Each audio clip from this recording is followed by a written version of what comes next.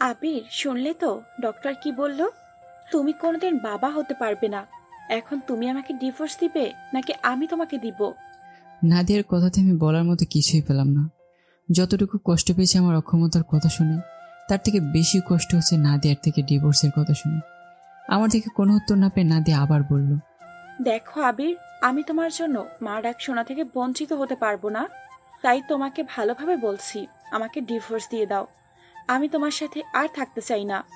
তুমি যেহেতু চাচ্ছ আমার সাথে না থাকতে, তাহলে তোমাকে জোর করে কোনো লাভ নেই। তুমি যখন বলবে তখনই ডিভোর্স দিয়ে দেব। নাদিয়া রুম থেকে চলে গেল। 4 দিন পরে নাদিয়া একটা পেপার এগিয়ে দিয়ে বলল, আমি ডিভোর্স পেপারে সাইন করে দিয়েছি। তোমার যখন মন চাইবে তখন সাইন করে বাসায় দিয়ে এসো। আমি আমার আব্বুর বাসায় চলে যাচ্ছি। আমার উত্তরের অপেক্ষা না করে নাদিয়া ব্যাগপত্র নিয়ে চলে গেল। নিজেকে আজ অনেক একা লাগছে। গত 4 দিনের মধ্যে নাদিয়া একবারও আমার সাথে কথা বলেনি, কিন্তু আমাদের বিয়ের পর থেকে নাদিয়া আমার সাথে কথা না বলে কোনোদিনও থাকতে পারতো না। যদি বাসায় বসে অফিসের কাজ করতাম, তখন আমার পাশে এসে আমার সাথে কথা বলতো। আর সেই নাদিয়া আজ আমাকে ছেড়ে চলে গেল, তাও আবার একটা সন্তানের জন্য। 3 বছরের সংসার এক নিমিষে শেষ করে দিয়ে চলে গেল। নাদিয়া চলে যাওয়ার 2 দিন পরে বাসায় ফুপি আসলো। কাছের বলতে শুধু এখন আমার এই ফুপি আছে। আমার ডিভোর্সের খবর পেয়ে ফুপি এসেছে। ফুপি একাই এসেছে। আমার ফুফাতো ভাই নেহাল আর্মিতে, না হলে নেহালও আসতো। কিরে আবির, তোর এই অবস্থা কেন?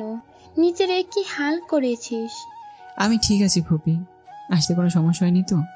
নাদিয়া তোর কথা একবারও ভাবলো না? তোকে একা রেখে কিভাবে চলে গেল? আমি ওকে চলে যেতে বলেছি। ওকে যে মা ডাকে সুখ দিতে পারবে না, তার সাথে থেকেই কি করবে? তাই বলে কি ডিভোর্স দিয়ে দিতে হবে নাকি? আর যাদের বাচ্চা হয় না তারাও কি সবাই এইভাবে ডিভোর্স দিয়ে আলাদা হয়ে গেছে? আচ্ছা, আমি একবার নাদিয়ার সাথে কথা বলে দেখি। না ফুপি, কথা বলে কোনো লাভ হবে না। আমি ডিভোর্স পেপারে সাইন করে ওদের বাসায় পাঠিয়ে দিয়েছি।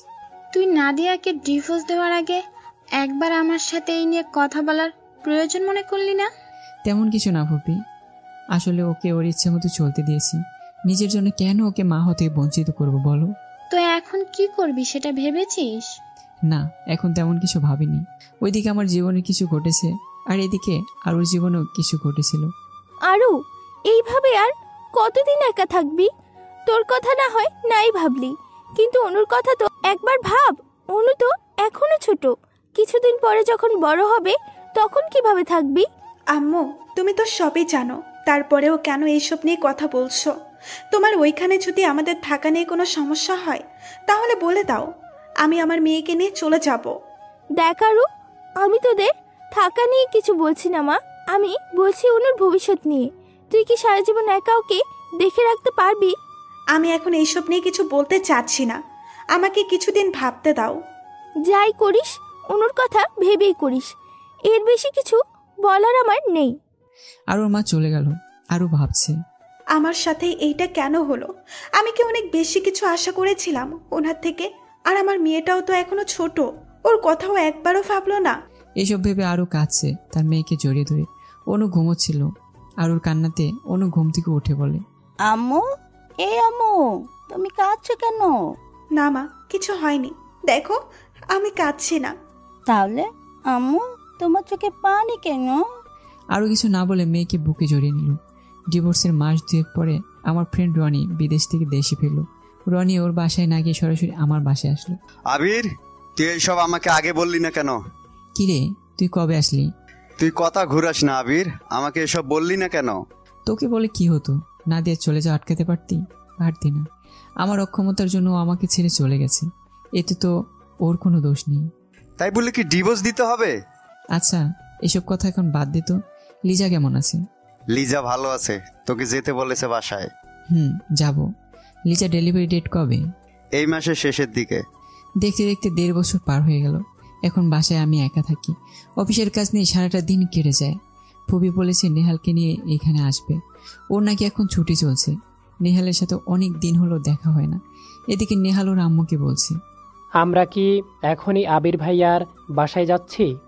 না, আমরা আজ না, পরশুদিন আবিরের বাসায় যাব। তাহলে আম্মু, আমরা এখন কোথায় যাচ্ছি? আমার বান্ধবীর বাসা। আরু, আপুদের বাসায় যাচ্ছি তাহলে? হ্যাঁ। ভালো হবে, অনেকদিন আপুর সাথে দেখা হয়নি। আরুদের বাসায় এসে প্রথমে অনুর সাথে দেখা হয় নেহালের। নেহালকে দেখে অনু ভালো করে দেখি বলল, আমার মনে হচ্ছে আপনাকে কোথাও জানে দেখেছি। তা আপনি কে? অনুকে কোলে নিয়ে বলল, আমি তোমার মামা হই, নেহাল মামা। তাই নাকি? আম্মু এই থেকে আসো জলদি, মামা এসেছে। মামুনি, কার কথা বলছো তুমি?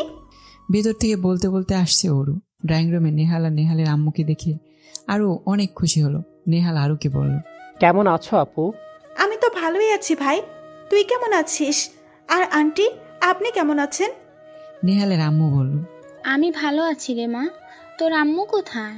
আম্মু তো একটু নিচে গেছে, এখনই চলে আসবে। কিছুক্ষণের মধ্যে আরুর আম্মু বাসায় চলে আসলো। আরুর মা তার বান্ধবীকে দেখে খুশিতে জড়িয়ে ধরল। অনেকদিন পর দুই বান্ধবীর দেখা। ফোনে যতদের কথা হয় প্রায়, কিন্তু আজ তাদের দেখা হলো। দুপুরে লাঞ্চ শেষ করে নেহালের আম্মু আরুর আম্মুকে বলল, আচ্ছা, তোর সাথে একটা কথা ছিল। হ্যাঁ বল, এতে জিজ্ঞাসা করার কি আছে? তুই না একদিন বলেছিলি কোনো ভালো ছেলে থাকলে বলতে? হ্যাঁ, কেন? তোর কাছে নাকি কোনো ভালো ছেলে আছে? সেটার জন্যই আজ এসেছি। তা ছেলে কেমন? আরুকে বিয়ে করতে রাজি হবে? আর অনুকে কি মানবে? ছেলে ভালো, কিন্তু একটা সমস্যার কারণে ডিভোর্স হয়ে গেছে, তাই তোর সাথে কথা বলতে এসেছি। আরে তাতে কি হয়েছে? আরুরও তো ডিভোর্স হয়েছে, কিন্তু আমার তো ভয় অনুকে নিয়ে। যে ছেলের সাথে বিয়ের কথা বলতে যাই, সবাই আরুকে বিয়ে করতে রাজি হলেও অনুকে নিয়ে সমস্যা করে। আর ওই ছেলে কি অনুকে মেনে নেবে? আমার তো মনে হয় মানবে। ওর খুব বাচ্চাদের পছন্দ, আর অনু যেমন মিষ্টি, ওকে দেখে আবির না করতে পারবেই না। আবির আবার কে? আরে আমি যার কথা বলছি ওর নামই আবির, আমার ভাইয়ের ছেলে। ছেলেটা একা একা থাকে তো, তাই ওকে নিয়ে আমার টেনশন হয়। এখন তোর মতামত কি? আমার কোনো আপত্তি নেই। অনুকে যদি মেনে নিতে পারে তাহলে আমি খুশি। ওকে নিয়েই আমার সব থেকে বেশি ভয় হয়। কিন্তু এখন সমস্যা হলো আরু। কেন? আরু তো আর বিয়েই করতে চাচ্ছে না। গতবার যে ছেলে এসেছে সে জানি কি বলেছে, তারপর থেকে বিয়ের কথা বললে আরু রেগে যায়। আচ্ছা, আমি একবার কথা বলে দেখি। দেখ, রাজি হলে তো ভালোই। আরু রান্না করে মেহমানদের জন্য নাস্তা বানাচ্ছিল। তখনই নেহালের আম্মু আরুর পাশে দাঁড়ালো। আন্টিকে পাশে দেখে আরু বলল, আন্টি, আপনি রান্নাঘরে কেন? কিছু কি লাগবে? না মানে, আরু মা, তোমার সাথে একটু কথা ছিল। হ্যাঁ বলেন আন্টি, এতে আবার বলার কি আছে? অনুর তো একটা ভবিষ্যৎ আছে, তাই না? এখন তুমি যদি রাজি থাকো তাহলে আমি চাইছি একজন তোমাকে দেখতে আসুক। আন্টি, আপনি কি বলতে চাচ্ছেন সেটা আমি বুঝেছি, কিন্তু সবাই ওই এক কথাই, আমার মেয়েকে নিয়ে। আর আমি আমার মেয়েকে ছাড়া থাকতে পারবো না। অনুর কথা ভেবেই বলছি, আমার কারণে না হয় আর একবার ছেলের পক্ষের সামনে গেলে। আপনি এত করে যখন বলছেন তাহলে আমি না করব না, কিন্তু আন্টি, বিয়ের বিষয়টা আমি রাজি হব কি হব না সেটাতে আপনারা জোর করতে পারবেন না। নেহালের আম্মু ওর কথা শুনে খুশি হলেন। এক সপ্তাহ পরে আমাকে অনেক বুঝে ফুপু এখানে নিয়ে এসেছে। অনুকে কোলে নিয়ে একটা রুমে বসে আছি, আর আমার থেকে কিছুটা দূরে আছে আরু। আমি আর আরু এখনো কোনো কথা বলিনি। অনুর সাথে অনেক কথা বললাম। মেয়েটা অনেক মিষ্টি। অনু আমাকে বলল, আচ্ছা, তোমাকে আমি কি বলে ডাকবো? আঙ্কেল বলবো নাকি অন্য কিছু বলে ডাকবো? আব্বু বলে ডাকবে। কিন্তু আমার তো আব্বু আছে। আমি কিছু বলতে যাবো তার আগে আরু বলল, মামনি, তুমি এখন একটু নানুর কাছে যাও, আমি ওনার সাথে একটু কথা বলবো। আরুর কথা শুনে অনু আমাকে বলল, তুমি আম্মুর সাথে কথা শেষ করে আমার সাথে খেলতে আসবে, মনে থাকবে তো? আচ্ছা মামনি। অনু চলে যেতেই আরু বলল, আপনার ফ্যামিলিকে অনুকে মেনে নিবে? ফুপি কি আমার বিষয়ে আপনাকে কিছুই বলেনি? শুধু জানি আপনার ডিভোর্স হয়েছে। এতটুকুই? হ্যাঁ। আসলে আমার কাছে বলতে শুধু ফুপুই পরিবার। ফুপু বাদে আর তেমন কেউ নেই। তাহলে আপনি কি একা থাকেন? হ্যাঁ। আপনার কি এই বিয়েতে কোনো আপত্তি আছে? কিছু না বলে আরও রুম থেকে চলে গেল। এক সপ্তাহ আগের কথা, রাতে বাসায় শুয়েছিলাম। তখনই কলিং বেলটা বেজে উঠল। দরজা খুলে দেখি ফুপি আর নেহাল দাঁড়িয়ে আছে। ফুপিকে দেখে যতটুকু খুশি হয়েছি তার থেকে বেশি খুশি হয়েছিলাম নেহালকে দেখে। প্রায় 2 বছর পর নেহালের সাথে দেখা হলো। অনেকদিন পরে একটা ভালো সময় কাটলো। পরের দিন আর অফিসে যাওয়া হলো না। নেহাল আর ফুপিকে সময় দিলাম। বিকেলে ফুপি এসে বলল, আবির, তোর সাথে একটা কথা ছিল।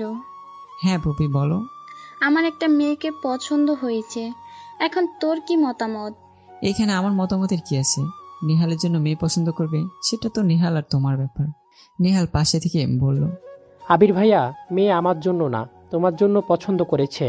আর আরু আপু তো আমার থেকে অনেক বড়, তুমি অনুকে দেখলে আর না করতে পারবে না। নিহাল ফোন বের করে ভিডিও অন করে একটা ছোট মেয়েকে দেখালো। পরে নিহালের থেকে জানতে পারলাম মেয়েটার নাম অনু। কি মনে করে মেয়ে দেখতে যেতে ফুপির কথাতে রাজি হয়ে গেলাম, হয়তো অনুর জন্যই। আসলে আমার কাছে অনুকে কিছুটা অন্যরকম লেগেছে। অনুকে দেখে ওর বাবা হওয়ার ইচ্ছে করছিল, তাই হয়তো রাজি হয়েছিলাম। আরুর সাথে আর আমার কথা হলো না। ফুপির সাথে কথা বলে জানতে পারলাম আরু নাকি এই বিষয়ে ভেবে তারপরে বলবে। সেদিনের মতো আমরা চলে আসি। প্রায় 1 সপ্তাহ পরে আরু আমাকে কল দিয়ে বলে সে নাকি আমার সাথে দেখা করতে চায়। তার পরের দিন আমি আরুদের বাসায় গিয়ে দেখা করি। আমি আর আরু এখন ছাদে দাঁড়িয়ে আছি। আমি কিছুই বলছি না, আরুর কথার অপেক্ষা করছিলাম। কিছুক্ষণ নীরবতা রেখে আরুই বলল, আপনি কি বিয়ের পরে অনুকে সাথে রাখবেন? আসলে এখানে আসার মূল কারণই হচ্ছে অনু। আমার বিয়ে করার কোনো ইচ্ছে ছিল না, কিন্তু অনুকে দেখার পর মনে হলো ওর বাবা যদি আমি হতে পারি তাহলে জীবনের কিছু না থাকলেও চলবে। আপনি জানতে চাইবেন না আমার ডিভোর্স কেন হয়েছিল? না, অনুকে নিজের মেয়ে হিসেবে রাখারই আসল। আর তার থেকে বড় কথা, আপনি কি রাজি এই বিয়েতে? আমার ডিসিশন আপনার ফুপুকে আগেই বলে দিয়েছি, আপনি ওনার থেকে জেনে নিয়েন। আরও চলে গেল। আমি ফুপুকে কল দিয়ে কথা বলে জানতে পারলাম আর ওনাকে আগেই বলে দিয়েছে অনুকে যদি মেনে নিতে পারি তাহলে এই বিয়েতে কোনো আপত্তি নেই। আরও কথা শেষ করে আরুদের বাসায় গেলাম। অনু আমাকে দেখেই বলল, নানু বলল তুমি নাকি আমার নতুন আব্বু। হ্যাঁ মামুনি, কেন তোমার ভালো লাগেনি আমাকে? তোমাকে তো আমার অনেক ভালো লাগে, আর তুমি খুব ভালো। তাই নাকি? এখন আসো, আমরা একসাথে খেলবো।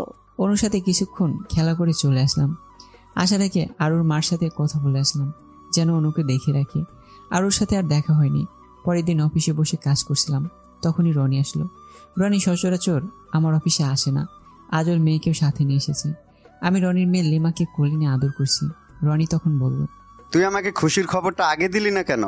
কোন খুশির খবরের কথা বলছিস? তোর বিয়ের খুশির খবরের কথা বলছি। তুই যে বিয়ে করছিস সেটা আমাকে বলিস না কেন? এখানে খুশি কি আছে? আর আমি বিয়েটা শুধু অনুর জন্যই করছি। তোর ফুফুই তো বললো তোর হবু বউয়ের নাম আরু, তাহলে এই অনুটাকে? আরুর মেয়ে অনু, এবার বুঝেছিস? ও আচ্ছা, এখন শোন যে কারণে এখানে আমার আশা। হ্যাঁ বল, কি জন্য এসেছিস? লিজা তোকে বাসা যেতে বলেছে আজ। তাই নাকি? তাহলে একটু অপেক্ষা কর, কাজটা শেষ করেই বেরোচ্ছি। লিমাকে রনির কাছে দিয়ে অফিসের কাজগুলো করতে লাগলাম। বিকেলের মধ্যে কাজ শেষ করে লিমা আর রনির সাথে ওদের বাসায় গেলাম। আমাকে দেখে লিজা মুখে কিছুটা ভেঙটি কেটে ভিতরে চলে গেল। কিছুই বুঝলাম না। কিছু সময় পর নাস্তা দিয়ে বলল, রনি ও এইখানে কি করছে? এইখানে তো ওর কেউ নেই, তাহলে আসলো কেন? এবার বুঝলাম, আসলে অনেকদিন হয়েছে আমি এই বাসায় আসিনি, তাই লিজা কিছুটা অভিমান করেছে। আমরা কি একসাথে পড়াশোনা করতাম, মানে আমরা ফ্রেন্ড ছিলাম। রনি যে লিজাকে পছন্দ করতো আমি লিজাকে বলেছিলাম। তারপর ওরা প্রেম করে, তারপর বিয়ে। আমি কিছুটা অভিমান করে লিজার রান্না নাস্তাটা না খেয়ে লিমা কিনে বসে আছি। তখন লিজা রনিকে বলল, রনি ওকে বলো নাস্তা খেয়ে নিতে, না হলে কিন্তু তোমার খবর আছে। আমি মনে মনে হাসছি আর রনি অসহায়ভাবে বলল, ভাই তুই নাস্তাটা খেয়ে নে, তা না হলে রাতে কি হবে সেটা তুই ভাবতে পারবি না। কিছুটা আগ্রহ নিয়ে বললাম, কেন তুই কি লিমাকে ভয় পাস নাকি? না ভাই সেটা না। তাহলে? রাতে তাহলে আমাকে সোফায় ঘুমাতে হবে, তাই বলছি খাবারটা খেয়ে নে। আমরা এখানে মজা করছি, অন্যদিকে আরও তার মেয়ে অনুর সাথে গল্প করছে। অনু ওর মাকে বলছে, আম্মু জানো নতুন আব্বু না অনেক ভালো, আমার সাথে খেলা করে, কিন্তু তুমি আমার সাথে খেলো না, তাই আমি এখন থেকে নতুন আব্বুর সাথে খেলবো। মামনি ওনার সাথে খেলবে ঠিক আছে, কিন্তু ওনাকে বেশি বিরক্ত করো না, তাহলে তোমার সাথে পরে আর খেলবে না, বুঝেছো?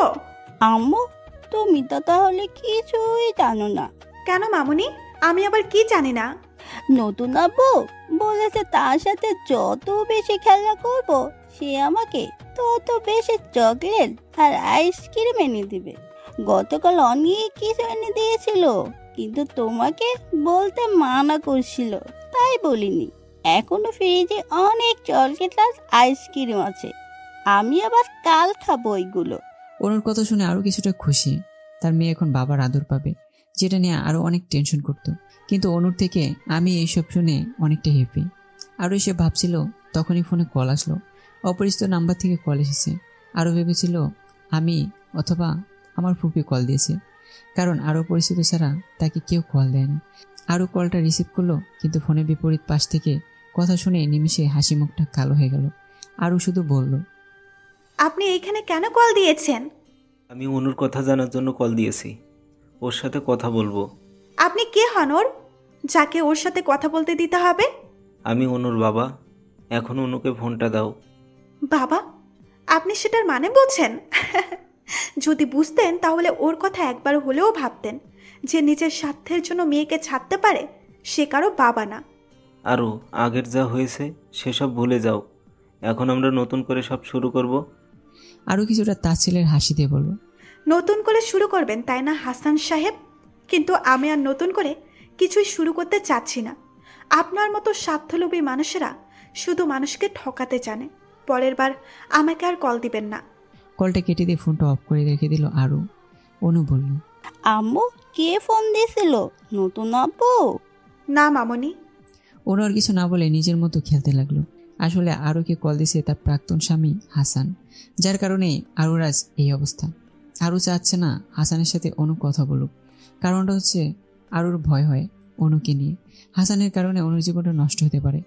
আরও এখন যতটুকু পারে হাসানকে এড়িয়ে চলে। পরের দিন বিকেলে অনুর সাথে কথা বলার জন্য আরুর নাম্বারে কল দিলাম, কিন্তু নাম্বার বন্ধ বলছে। পরে ফুপুর থেকে আরও নাম্বারটা নিয়ে ওনাকে কল দিলাম। আসসালামু আলাইকুম আন্টি, আমি আবির বলছি। ওয়ালাইকুম আসসালাম। হ্যাঁ আবির বলো। আন্টি অনুকে একটু দিবেন, ওর সাথে একটু কথা বলতাম।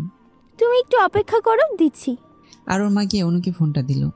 অনু, তোমার নতুন আব্বু কল দিয়েছে, নাও কথা বলো। অনুকে ফোনটা দিয়ে উনি চলে গেলেন। অনু বলল, নতুন আব্বু তুমি কি আজ আসবে না? না মামুনি, কিছুদিন পর আসবো। তাহলে আসার সময় চকলেট আর আইসক্রিম নিয়ে এসো আমার জন্য। আচ্ছা মামুনি, তুমি এখন কি করছো? আমি তো এখন খেলছি। তোমার আম্মু কি তোমার সাথে? না, আম্মু তো পাশের রুমে। আচ্ছা, তোমার আম্মুকে গিয়ে একটু বলো, আমি কথা বলবো তার সাথে। আচ্ছা। অনু ফোনটা নিয়ে আরুর কাছে দিয়ে বলল, নতুন আব্বু বলেছে তোমার সাথে কথা বলবে। হ্যাঁ বলুন। আপনার ফোন বন্ধ কেন? বাসায় কি কিছু হয়েছে নাকি? আমার কথা শুনে আরও নিজের ফোন চেক করে দেখে ওর ফোন অফ। গতকাল রাতে হাসানের সাথে কথা বলার পর ফোন অফ করে রেখেছিল আর ফোনটা অন করতে ভুলে গেছে। আমাকে বলল, আসলে ফোনে চার্জ ছিল না মনে হয়, তাই হয়তো বন্ধ হয়ে গেছে। অনুর সাথে কথা বলার জন্য কল দিয়েছিলাম আপনাকে, কিন্তু ফোন বন্ধ পেয়ে আপনার আম্মুকে কল দিয়েছি। আপনার সাথে একটা কথা ছিল। হ্যাঁ বলেন।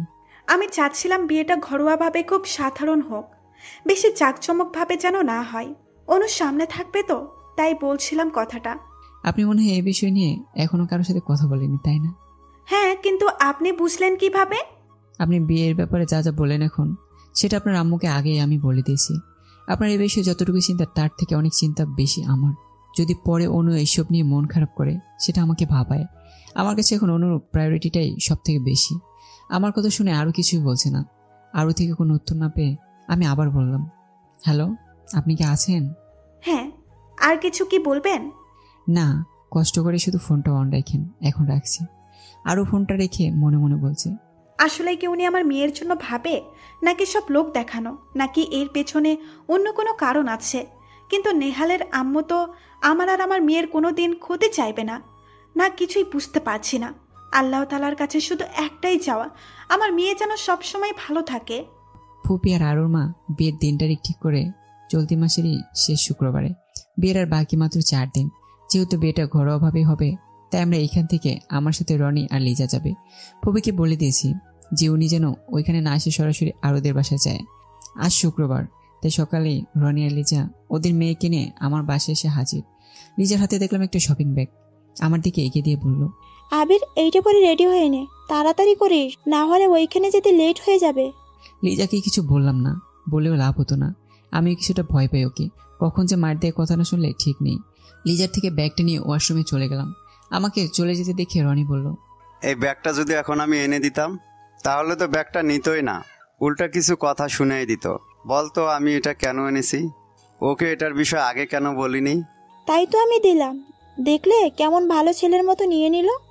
রনি মিনমিন করে বলল, তোমাকে ভয় পায় বলে কিছু বলতে পারে না, তা না হলে তোমার যে কি হতো সেটা আল্লাহ ভালো জানে। কিছু বলছো? আরে না না, আমি আবার কি বলবো। সেটাই ভালো। কিছুক্ষণ পর আমি লিজাতে পাঞ্জাবিটা পরে বের হয়ে আসলাম। আমাকে দেখে রনি বলল, বলেছিলাম না আবিরের এটা একদম পারফেক্ট হবে। তুমি বলেছিলে নাকি? আবির, তোর জন্য এটা লিজা চয়েস করেছে। বুঝলাম। এখন কি বের হবো নাকি পরে? কি রে আবির, তোর তো মনে হয় আমাদের থেকেও বেশি তারা। তেমন কিছু না, অনুকে তো আজ আমি বাসায় নিয়ে আসতে পারবো, বুঝেছিস? এবার চল। রনি গাড়ি নিয়ে বেরিয়ে পড়লাম। আমার গাড়িটা নিতে চেয়েছিলাম, কিন্তু ওরা বললো লাগবে না, ওদেরটা নিয়ে নাকি যাবে। পরে আর জোর করলাম না। আর ওদের বাসায় আসতে আসতে প্রায় 1টা বেজে গেল। আজ প্রথম আরোর বাবাকে দেখলাম। এই বাসায় আজ নিয়ে মোট 5 বার এসেছি, কিন্তু এর আগে একবার ওনার সাথে দেখা হয়নি। ওনার সাথে কথা বলে বুঝলাম উনি চুপচাপ স্বভাবের মানুষ। ফুপি আর নেহাল নাকি অনেক আগে এসেছে। বিয়ের কাজ সম্পন্ন করে আরোকে নিয়ে বসে আছি। পাশে রনি আর নেহালও ছিল। ওরা নিজেদের মধ্যে কথা বলছে আর বাকিরা ভেতরের রুমে। অনু বলল, আচ্ছা নতুন আবু, আমি আর আম্মু কি আজ তোমার সাথে তোমার বাসায় যাব? হ্যাঁ মামনি, কেন তুমি যেতে চাও না নাকি? ওই বাসাতে খেলা করার জায়গা আছে? আছে তো। নতুন আব্বু, আমি কি আমার খেলনাগুলো সাথে নিয়ে যেতে পারবো? কেন মামনি? খেলনা না গিয়ে নিয়ে গেলে খেলবো কিভাবে? তোমার জন্য আমি অনেক খেলনা কিনে রেখেছি। সত্যি? হ্যাঁ। আচ্ছা মামনি, এখন থেকে আমাকে আর নতুন আব্বু বলে ডাকবে না, ঠিক আছে? তাহলে কি বলে ডাকবো? শুধু আব্বু, শুধু আব্বু বলে ডাকবে। বিকেলের দিকে আরও আর অনুকে নিয়ে আমরা বেরিয়ে পড়লাম। ফুপুকেও নিয়ে যেতে চেয়েছিলাম, কিন্তু ফুপু বললো সে নাকি কিছুদিন পরে যাবে। আরুর সাথে এখনো কোনো কথা হয়নি। আসলে আমি এখনো কিছু বলতে চাচ্ছি না। আমাদের বাসায় পৌঁছতে প্রায় 9টা বেজে গেল। লিজা আরুকে নিয়ে বাসাটা ঘুরে দেখাচ্ছে। আমি আর অনু রনির সাথে ড্রয়িং রুমে বসে আছি। রাত হয়েছে অনেক, তাই রনি বলল, আবির, বাসায় তো মনে হয় কিছু রান্না করা নেই। আমি কি বাইরের থেকে খাবার নিয়ে আসবো? আমিও তাই ভাবছি। তাহলে চল গিয়ে খাবারটা নিয়ে আসি। তোর যাওয়ার লাগবে না, তুই অনুর সাথে থাক, আমি যা নিয়ে আসি। একটু তাড়াতাড়ি আসিস। রনি চলে গেল। অনু আর আমি বসে বসে কার্টুন দেখছি। লিজা আরুকে বাসায় প্রায় সবকিছু দেখিয়ে দিয়েছে। হঠাৎ আরু খেয়াল করলো একটা ঘর আটকানো। লিজাকে বলল, আপু, এই রুমটা কার? আবির তো আমাকে এই রুমের বিষয়ে কিছু বলেনি। আচ্ছা, আমি আবিরকে জিজ্ঞেস করি। লিজা ভেতরের রুম থেকে বলল, আবির, এই রুমটা তালা দিয়ে রেখেছিস কেন? লিজা, ওইটা অনুর জন্য। এখন ওই রুমে কেউ যাস না, সকালে আমি অনুকে দেখাবো। কিছুক্ষণ পর রনি সবার জন্য বিরিয়ানি নিয়ে আসলো। রাতে খাবার খেয়ে রনি আর লিজা লিমাকে নিয়ে ওদের বাসায় চলে গেল। অনু খাবার খেয়ে ড্রয়িং রুমে ঘুমিয়ে আছে। অনুকে কোলে নিয়ে রুমে গেলাম শুয়ে দিতে। আরও আগে রুমে ছিল। অনু ঘুমিয়ে গেছে দেখে আরও বলল, আমার কাছে দিন, আমি অনুকে শুয়ে দিচ্ছি। আরও আমার কোল থেকে নিয়ে অনুকে খাটে শুয়ে দিল। আমার ফোন বাজছে। ভেবেছি বাসায় গিয়ে রনি হয়তো কল দিয়েছে, কিন্তু ফোন হাতে নিয়ে দেখি অন্য কেউ কল দিয়েছে। কলটা রিসিভ করতেই বিপরীত পাশ থেকে বলল, আপনি যে মেয়েকে বিয়ে করেছেন তার বিষয়ে কি সব কিছু জানেন? মেয়েটার স্বভাব চরিত্র যে ভালো না, সেটা কি খোঁজ নিয়েছেন? সেটা নিয়ে আপনাকে ভাবতে হবে না, আমার বিষয়টা আমি ঠিকই বুঝে নেব। পরের বার থেকে আমাকে আর কল দেবেন না, ধন্যবাদ। কলটা কেটে পেছনের দিকে তাকিয়ে দেখি আরও আমার দিকে তাকিয়ে আছে। আমাকে বলল, এত রাতে আপনাকে কে কল দিয়েছে? মনে হয় আপনার প্রাক্তন স্বামী হবে। কি বলেছে? সেটা আপনার না শোনায় ভালো। অনেক রাত হয়েছে, এখন ঘুমিয়ে পড়ুন। আর কোনো কথা বাড়ালো না। অনুর এক পাশে শুয়ে পড়লো। একটু পর আমিও শুয়ে পড়লাম অনুর অন্য পাশে। সকালে ঘুমতি করে দেখি খাটে আমি আর অনু শুয়ে আছি, আরও নেই। ওয়াশরুমে গিয়ে দেখলাম ওইখানেও নেই। এবার রুমের বাইরে এসে দেখি আরও রান্নাঘরে কিছু একটা করছে। আরুকে গিয়ে বললাম, আপনি এত সকালে রান্নাঘরে কি করছেন? আপনার আর অনুর জন্য নাস্তা বানাচ্ছিলাম। ফোনটা হাতে নিয়ে টাইম দেখলাম 6টা 4 বাজে। আরও দেখি ফোনটা ঘুরিয়ে বললাম, তাই বলে এত সকালে? আসলে নামাজ পড়ে আর ঘুম আসছিল না, তাই ভাবলাম সবার জন্য নাস্তাটা বানিয়ে ফেলি। পরের দিন থেকে আর সকালে উঠে নাস্তা বানানোর দরকার নেই। আমি খাবার অর্ডার করে দিব, বাসায় এসে খাবার দিয়ে যাবে। আপনি সবসময় বাইরের খাবার খান নাকি? কেন, বাইরের খাবার খেলে সমস্যা কি?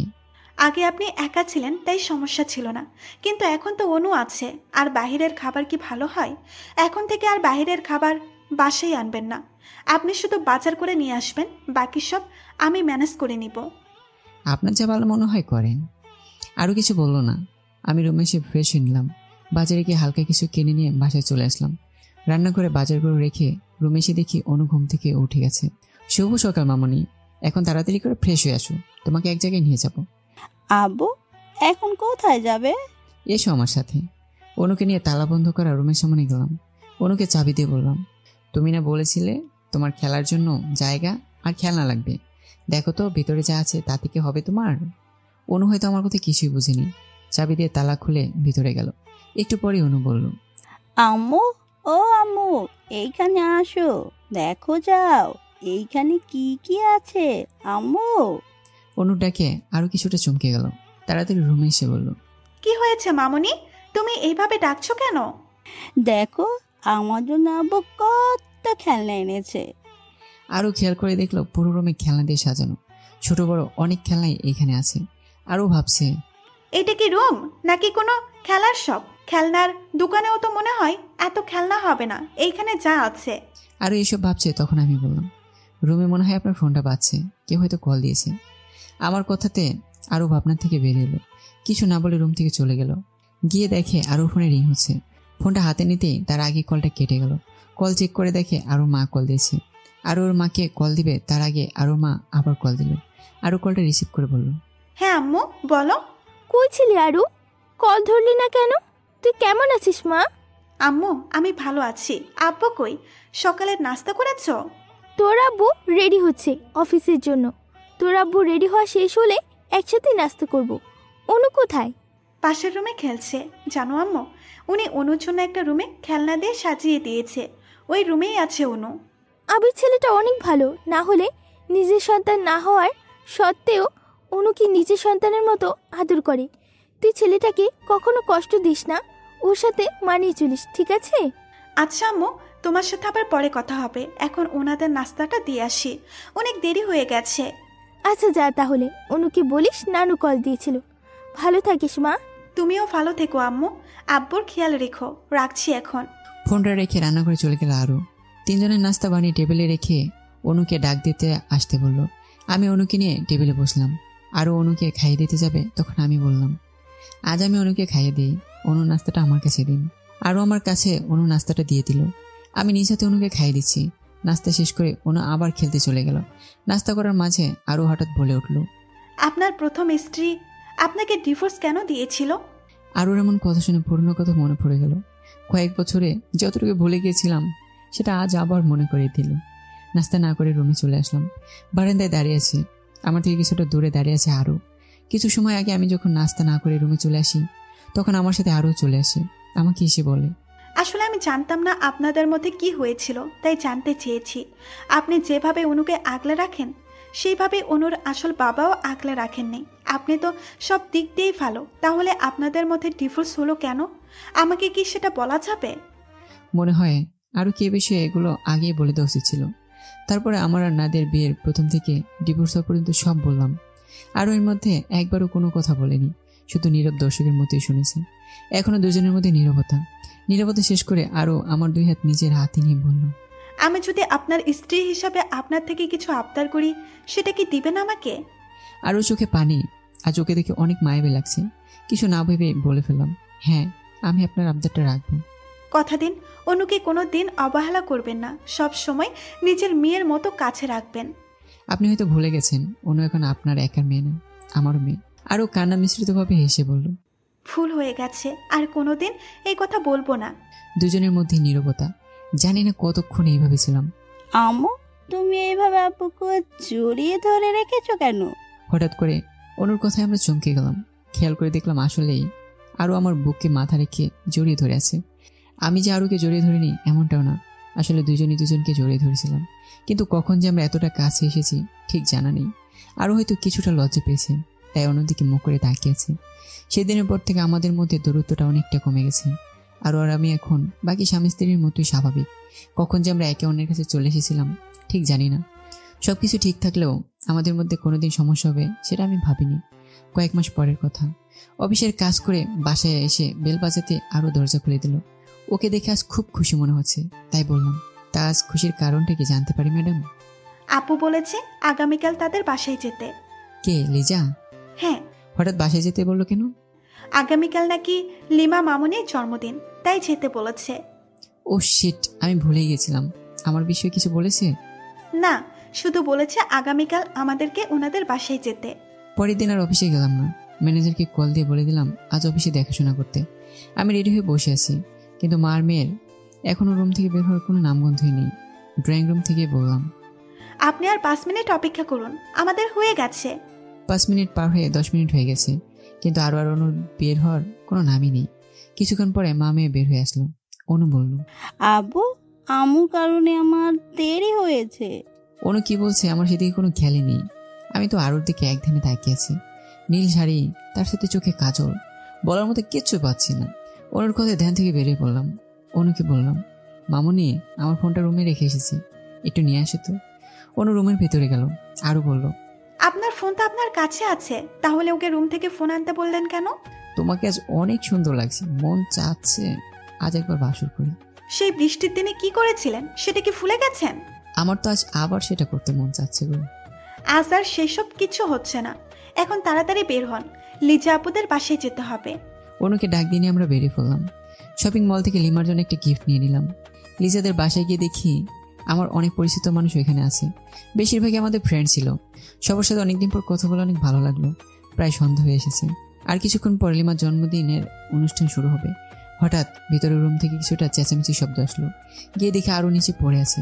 অনু এসে বলছে, আপু দেখো না আমার কি হয়েছে, হঠাৎ করে পড়ে গেছে। এরই মধ্যে লিজা আর একটা মেয়ে এসে আরুকে তুলে নিয়ে রুমে গেল। লিজা আর রনিকে বলল, তুমি একটু তানুকে ডেকে নিয়ে এসে তো। কিছুক্ষণের মধ্যে রনি একটা মেয়েকে নিয়ে আসলো। দেখে মনে হচ্ছে কোনো ডক্টর হবে। তানু মেয়েটি আরুকে চেক করে বলল, লিজা মিষ্টি নিয়ে এসো, বাসায় নতুন মেহমান আসছে। মেয়েটার কথা শুনে আমি অনেকটা চমকে গেলাম। এটা কিভাবে সম্ভব? আরু কিভাবে মা হতে পারে? আমি তো কোনোদিনও বাবা হতে পারবো না। তাহলে কি? না না, আরু তো এমন মেয়ে না। আমার অবস্থা বুঝতে পেরে লিজা তানুকে বলল, তানু তুমি কি শিওর? আরে আমি 100% শিওর।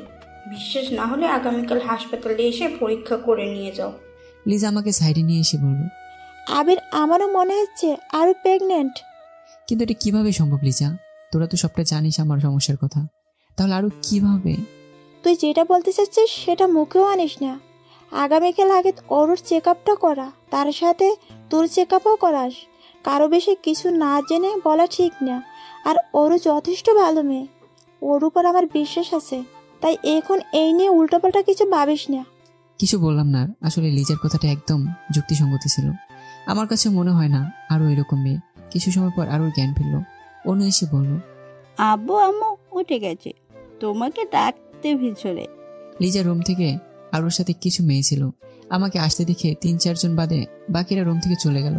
আমি আরুর পাশে বসতেই ও বলল, আমার কি হয়েছে? লিজাকে ইশারাতে বললাম ওর বান্ধবীদের নিয়ে রুম থেকে চলে যেতে। সবাই চলে যাওয়ার পরে বললাম, তোমার কি কিছুই মনে নেই? আমি তো আপুর বান্ধবীদের সাথে কথা বলছিলাম, তারপর হঠাৎ মাথাটা ঘুরতে শুরু করলো, তারপরে আর কিছুই মনে নেই। একটু আগে ডক্টর তোমাকে দেখে গেছে, বলেছে তুমি নাকি অনেক বেশি টেনশন করো, তার জন্য নাকি মাথা ঘুরে পড়ে গেছো।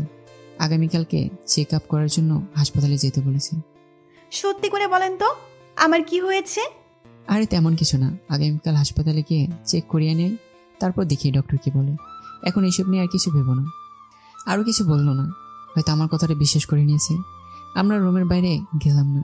লিজাকে বলে দিলাম আমাদের ছাড়াই যেন অনুষ্ঠানটা শুরু করে। লিজাও আর জোর করলো না। অনুষ্ঠানে যারা এসেছিল তাদের মধ্যে বেশিরভাগ মানুষই আমাকে চেনে, আমার সমস্যার কথাটাও জানে। কিন্তু যখন ওর প্রেগনেন্টের কথা শুনে তখন অনেকে নিজেদের মধ্যে কানাকানি করেছে এটা নিয়ে। অনেকে আরুকে নিয়ে খারাপ মন্তব্য করেছে, সেটা আমারও কানে এসেছিল। কিন্তু কেউ সরাসরি বলেনি কিছু, আড়ালেই বলেছে। আমি এখন এইসব নিয়ে কিছু ভাবছিলাম না। আগামীকাল কী হবে সেটাই আমাকে বেশি ভাবাচ্ছে। অন্যদিকে নাদিয়া তার মাকে বলছে তার ছোট বোনকে ডেকে দিতে। নাদিয়ার মা তার ছোট মেয়ে রুমে গিয়ে বলল নাদিয়াকে রুমে যেতে বলেছে। নাফিজা নাদিয়া রুমে গিয়ে বলল, তুমি নাকি আমাকে দেখেছিলে? হ্যাঁ, আগামীকাল সকালে আমার সাথে হাসপাতালে যাস তো, একটু চেক আপ করাতে যেতে হবে। আচ্ছা আব্বু। নাফিজা চলে গেল। নাদিয়ার বিয়ে প্রায় 2 বছরের মতো হয়ে গেছে, কিন্তু এখনো কোনো বেবি হচ্ছে না। যার কারণে সোহেলের মানে নাদিয়ার স্বামী সাথে মাঝে মধ্যে এ নিয়ে ঝগড়া হয়। সোহেল এখন অফিসের কাজে দেশের বাইরে আছে, তাই নাদিয়া আর তার ফ্যামিলির সাথে কিছুদিনের জন্য থাকছে। আজ হঠাৎ কি মনে করে চিন্তা করলো আগামীকাল ডক্টরের কাছে গিয়ে চেক আপ করবে। পরের দিন সকালে নাফিজাকে নিয়ে নাদিয়া হাসপাতালে গেল। গাইনি ডক্টরের রুমের পাশে নাফিজা অপেক্ষা করছে। যেহেতু নাদিয়া আগে ডক্টরের দেওয়া পরীক্ষাগুলো করিয়ে নিয়েছিল, তাই এখন শুধু সেটা দেখতে এসেছিল। ডক্টর নাদিয়া আর তার স্বামীর সব রিপোর্ট দেখে বলল, আপনাদের তো সবকিছুই ঠিক মনে হচ্ছে। তাহলে বেবি না হওয়ার কারণ কি? আমার মনে হচ্ছে না, সমস্যাটা আপনার মধ্যে। আমার মধ্যে? কথাটা ঠিক বুঝলাম না। আচ্ছা, আপনি কি আগে জন্ম নিয়ন্ত্রণ পিল নিতেন? মানে অনেক আগে নেওয়া হয়েছিল, কিন্তু এখন আর এগুলো নেওয়া হয় না। আমি যেটা ধারণা করেছিলাম সেটাই ঠিক। আমি আরোকে নিয়ে তানু ডক্টরের কাছে যাচ্ছিলাম, তখন নাফিসা আমাকে দেখে বলল, আবির ভাইয়া। খেয়াল করে দেখলাম নাফিসা, নাদিয়ার ছোট বোন। না চাইতেও ওর কাছে গিয়ে বললাম, কেমন আছো নাফিসা? ভালো, আপনি কেমন আছেন? আর আপনার সাথে উনি কে? আমিও ভালো আছি, ও হচ্ছে আমার স্ত্রী আরু। আমার কথা শুনে নাফিসা কেমন করে জানে আমাদের দিক তাকালো। আমি কিছু না বলে তানু ডক্টরের রুমে চলে গেলাম। আমাকে রেখে ডক্টর আরুকে রুমের পেছনের দরজা দিয়ে অন্য রুমে নিয়ে গেল। প্রায় অনেক সময় পার হয়ে গেল, কিন্তু তার বের হচ্ছে না।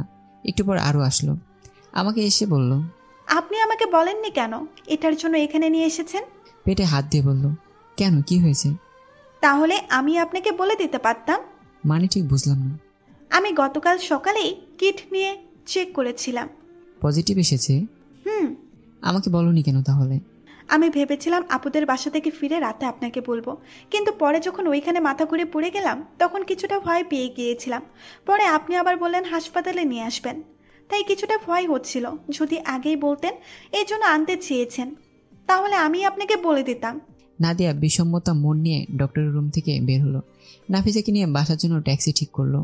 নাদিয়ার মন আজ খুব খারাপ, তাই চুপ করে বসে আছে। কি মনে করে নাফিসা বলল, জানো আপু, আজ কার সাথে আমার দেখা হয়েছে?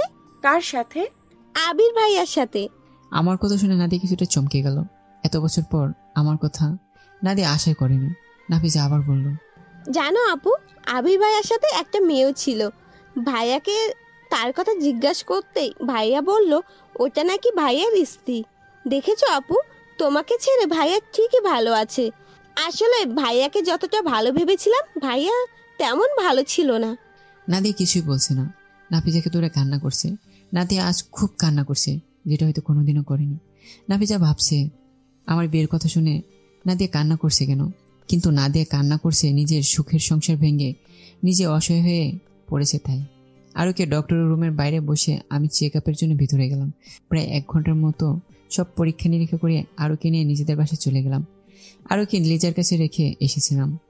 হাসপাতাল থেকে আসার সময় আরু কয়েকবার জিজ্ঞাসা করেছিল আমি কেন চেক আপ করেছি, কিন্তু আমি কিছুই বলিনি।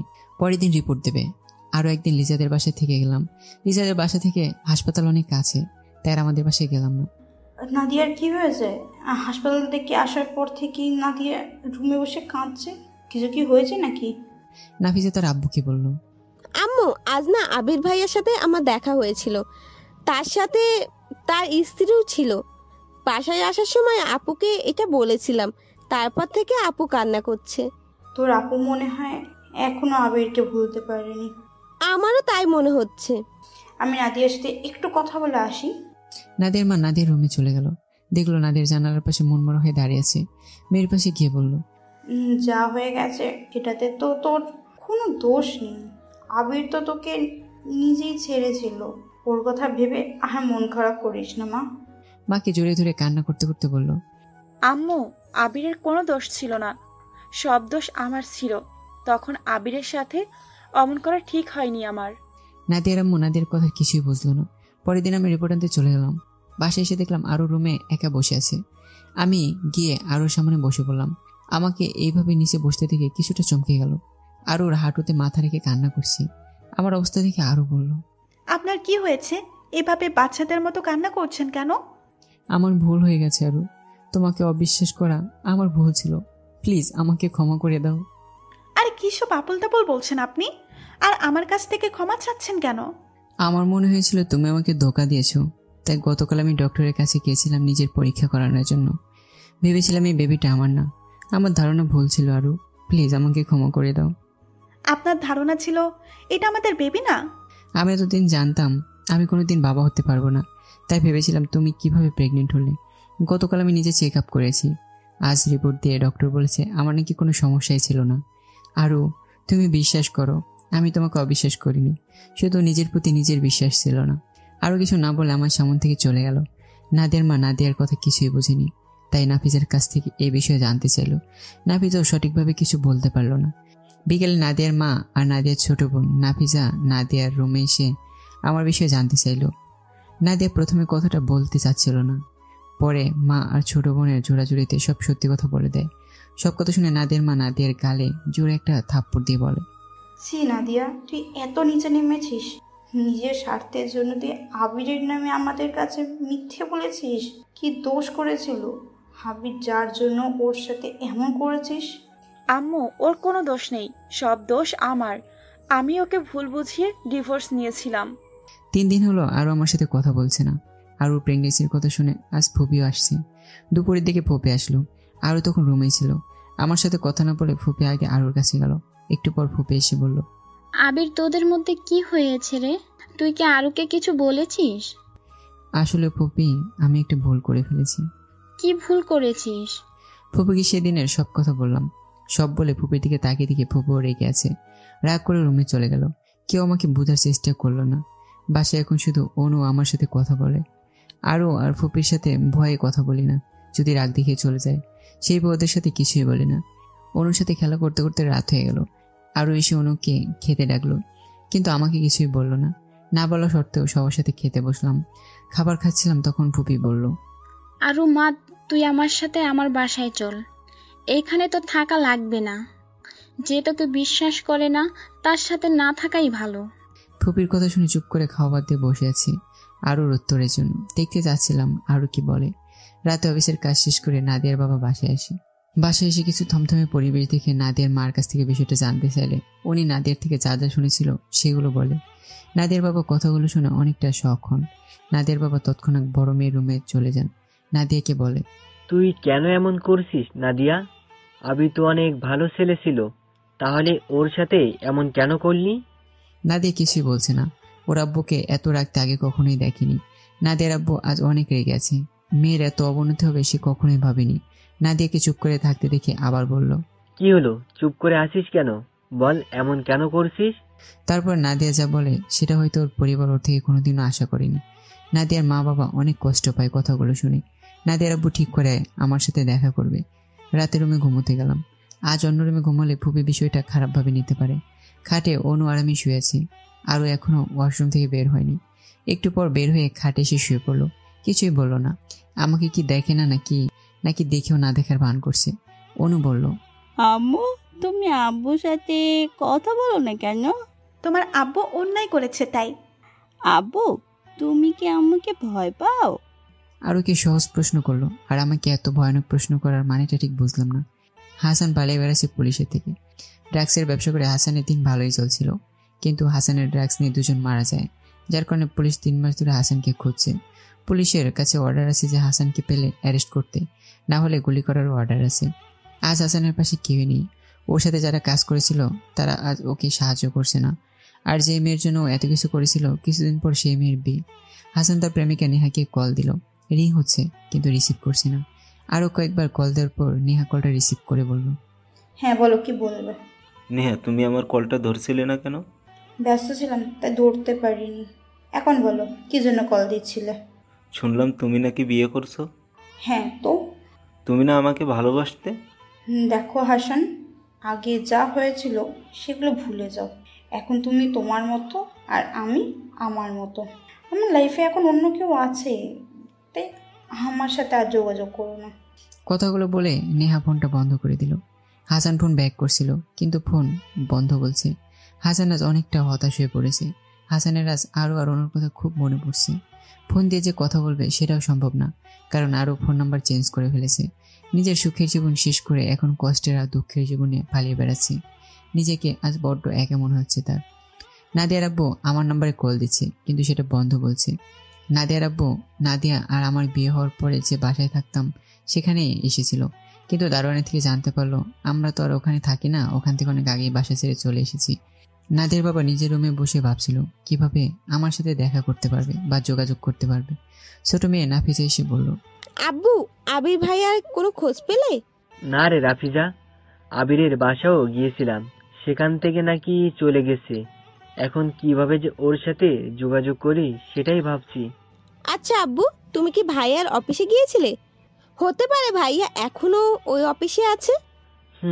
ভালো কথা মনে করেছিস। আমার মাথায় কথাটা একবারও আসেনি। আমি আগামীকাল সকালে আবিরের অফিসে যাব। হ্যাঁ আব্বু, সেটাই ভালো হবে। আজ প্রায় 1 সপ্তাহ ধরে অফিসে যাচ্ছি না। আজও অফিসে যাব না, তাই নাস্তা করে অনুর সাথে রুমে খেলতে লাগলাম।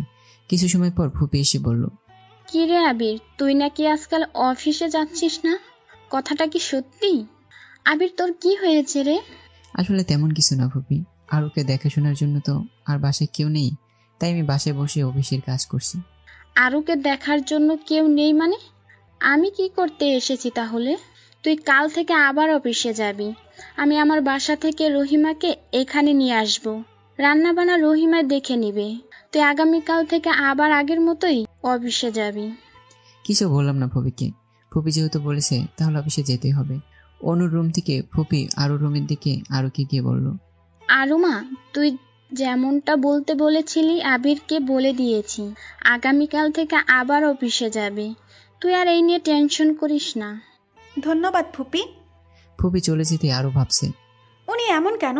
আমাকে কি একটুও বোঝে না নাকি? আমি যে ওনার স্ত্রী সেটাকে উনি ভুলে গেছেন? না, এইভাবে থাকলে চলবে না, কিছু একটা করতে হবে। সকালে নাদিয়ার আব্বু আমার অফিসে এলো। ম্যানেজার ওনাকে দেখে বলল, আপনার কি কিছু লাগবে স্যার? না, মানে আমি একজনকে খুঁজছিলাম। কাকে? আবিরকে। এখানে তো অনেক আবির কাজ করে, আপনি কোন আবিরকে খুঁজছেন?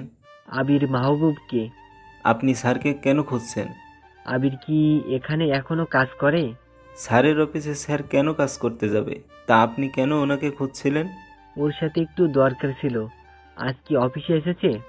না, স্যার কয়েকদিন ধরে বাসা থেকেই কাজ করছে, মনে হয় আগামীকাল আসবে। আবিরের বাসার ঠিকানাটা কি দেওয়া যাবে? খুব দরকার ছিল। সরি স্যার, আমি স্যারের পার্সোনাল কোনো কিছু আপনাকে বলতে পারবো না। আচ্ছা, আমি তাহলে আবার আগামীকাল আসবো। আবিরের সাথে দেখা বা কথা হলে বললেন নাহিদ হোসেন তার সাথে দেখা করতে চেয়েছিল। আচ্ছা। সারাদিন বাসায় ছিলাম, কিন্তু আরোর সাথে কোনোভাবে কথা বলা হলো না। রাতে দেখলাম অনু ফুপির সাথে ঘুমোতে গেছে। রুমে আরও একা, তাই ওর কাছে গিয়ে বললাম, আরও আমাকে প্লিজ ক্ষমা করে দাও। আমি আর কোনোদিন তোমাকে অবিশ্বাস করব না। এবারের মতো প্লিজ আমাকে মাফ করে দাও। আপনি এমন কেন? আমাকে কি আপনি পর ভাবেন যে এমন করছেন? নিজের স্ত্রী কিভাবে রাগ ভাঙাতে হয় সেটাও কি আপনি জানেন না? আর সেদিন থেকে শুধু ক্ষমা চেয়েই যাচ্ছেন, একবারও তো বলেননি ভালোবাসি আরও। আর এমন হবে না, আসলে আপনি আমাকে কোনো দিন ভালোই বাসেননি। তার মানে তুমি আমাকে ক্ষমা করে দিয়েছো? আপনি 1000টা অন্যায় করলেও আপনাকে আমি ক্ষমা করে দেব, কিন্তু... হ্যাঁ বলো আরও। আরও আমার গলা জড়িয়ে ধরে বলল, আমাকে অনেক ভালোবাসতে হবে, কোনোদিন ছেড়ে যেতে পারবেন না। যখন রাগ করব তখন এসে রাগ ভাঙাতে হবে, পারবেন তো? আরওকে এই অবস্থাতেই কোলে নিয়ে বললাম, এই কথাটা সেই দিনই বললেই পারতে, তাহলে আমাকে এতদিন কষ্ট করে থাকতে হতো না। তাই? আচ্ছা, তুমি কি এতদিন আমার উপর রেগেছিলে? না, আপনার প্রতি একটু অভিমান ছিল। আহারে আমার অভিমানী বউ। বেশি করলে কিন্তু এখন ফুপির কাছে গিয়ে ঘুমাবো। পরের দিন সকালে সবাই একসাথে নাস্তা করতে বসলাম। ফুপি বলল, তোদের মধ্যে যে সমস্যা ছিল সেটা কি সমাধান হয়েছে নাকি আরো কিছুদিন লাগবে? ফুপি, আমাদের মধ্যে তো কোনো সমস্যা হয়নি, তাহলে আপনি কোন সমস্যার কথা বলছেন? আরুর কথা শুনে আমি হাসছি। ফুপি একবার আমার দিকে তাকাচ্ছে, আরেকবার আরুর দিকে। ফুপি কিছুটা অভিমানী হয়ে বলল, এখন তো আমাকে আর তোদের লাগবে না, নিজেদের মধ্যে সব মিটে গেছে, তাই আমি এখন পর হয়ে গেছি। আমার তো আর প্রয়োজন নেই। বুঝি সব বুঝি। আরু ফুপিকে পেছন থেকে জড়িয়ে ধরে বলল, অন্যের কথা বলতে পারি না ফুপি, কিন্তু আপনাকে আমার প্রয়োজন। আপনি ছিলেন বলেই তো ওনাকে পেয়েছি। আপনি সেই দিন যদি আমাকে বিয়ের কথা না বলতেন তাহলে হয়তো ওনাকে পেতাম না। ও, এখন আবিরই সব?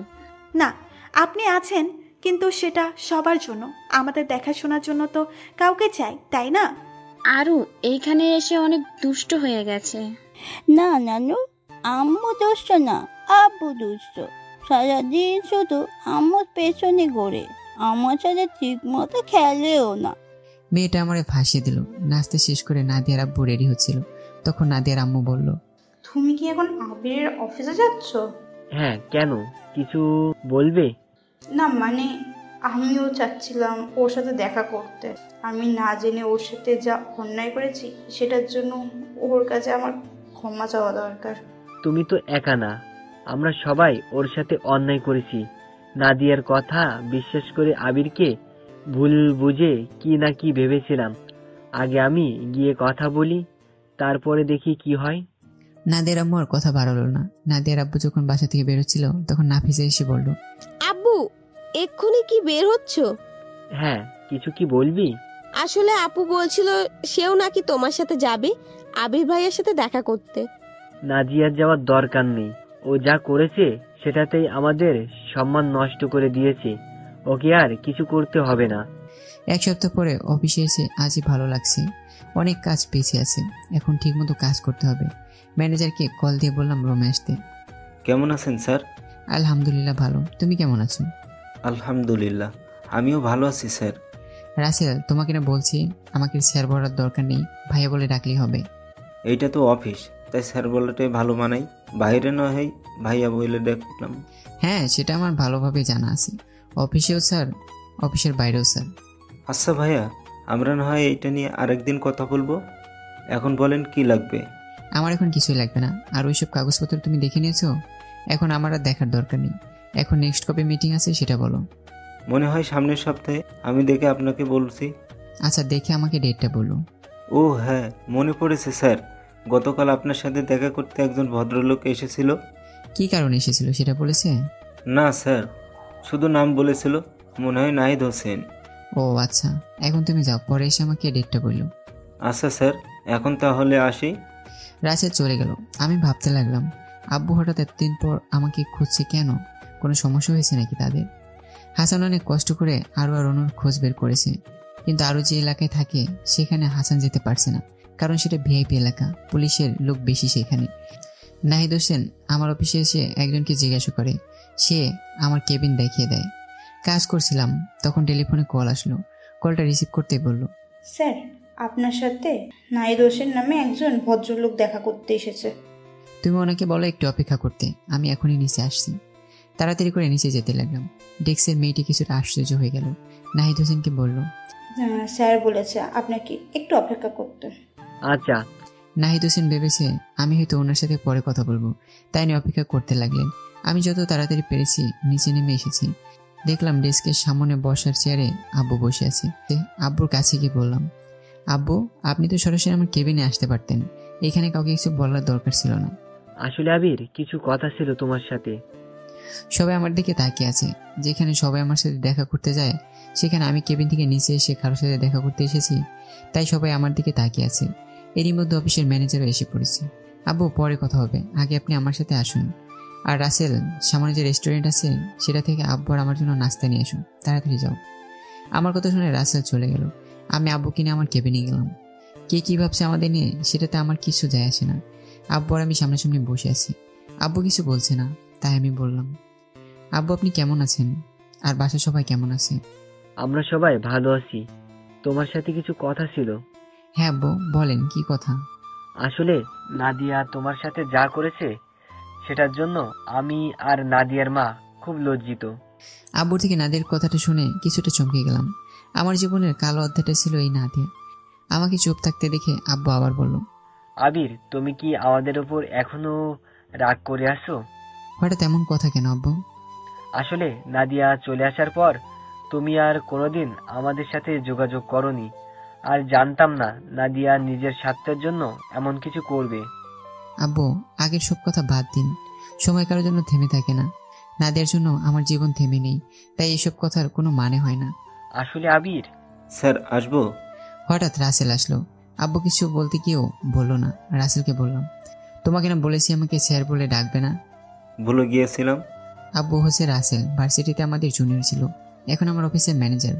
নাফিসা আর নাদিয়া রুমে বসে কথা বলছিল, তখন নাদিয়া বলল, আচ্ছা নাফিজা, আবিরের সাথে আমি যা করেছি সেটার জন্য কি আবির আমাকে ক্ষমা করবে? আসলে আমি খুব খারাপ, তাই না রে নাফিজা? নাফিজা কিছু বলল না। কিছু কথার উত্তর না দেয় ভালো। দুপুর 12টার কাছাকাছি সময়ে আরুকে কল দিই আমি। আরু কল রিসিভ করে বলে, হ্যাঁ স্যার বলেন। আরও আজ একজন মেহমান আসবে বাসায়, তুমি আর ফুপি মিলে ভালো কিছু রান্না করো, আমিও দুপুরে লাঞ্চ বাসায় করব। কে আসবে? বাসায় আসলে দেখতে পারবে, এখন রাখছি।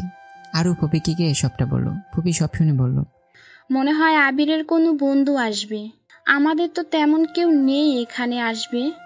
আচ্ছা ফুপি, এখন কি কি রান্না করব সেটা বলেন। আরু আর ফুপি মিলে দুপুরের জন্য রান্না করতে লাগলো। ফোনে আরুকে যা বললাম সেটা শুনে আব্বু বলল, আবির, বাসায় আবার বলার কি দরকার ছিল? আমি তো এক্ষুনি চলে যাব। আমি এত কিছু জানি না আব্বু। আপনি আজ আমার সাথে বাসায় গিয়ে লাঞ্চ করছেন, সেটাই ফাইনাল। আর যদি মনে করেন আমার সাথে আপনার কোনো সম্পর্ক নেই, তাহলে চলে যেতে পারেন। আমি কিছু বলবো না।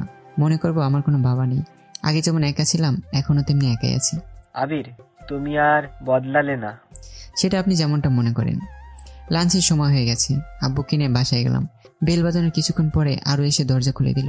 আরুকে দেখে বললাম, আব্বু, আপনার আরেক মেয়ে আরু। আব্বুকে সালাম দিয়ে আরও ভিতরে চলে গেল। গেস্ট রুমে গিয়ে আব্বুকে বললাম ফ্রেশ হয়ে নিতে। আমি রুমে এসে ফ্রেশ হয়ে নিলাম। আরও রান্নাঘরে গিয়ে ফুপিকে গিয়ে বলল, ফুপি, উনি কাকে নিয়ে এসেছেন আর ওনাকে আব্বুই বা বলছেন কেন? ভদ্রলোকটার চুলগুলো কি কিছুটা সাদা? হ্যাঁ ফুপি, কিন্তু সে কে?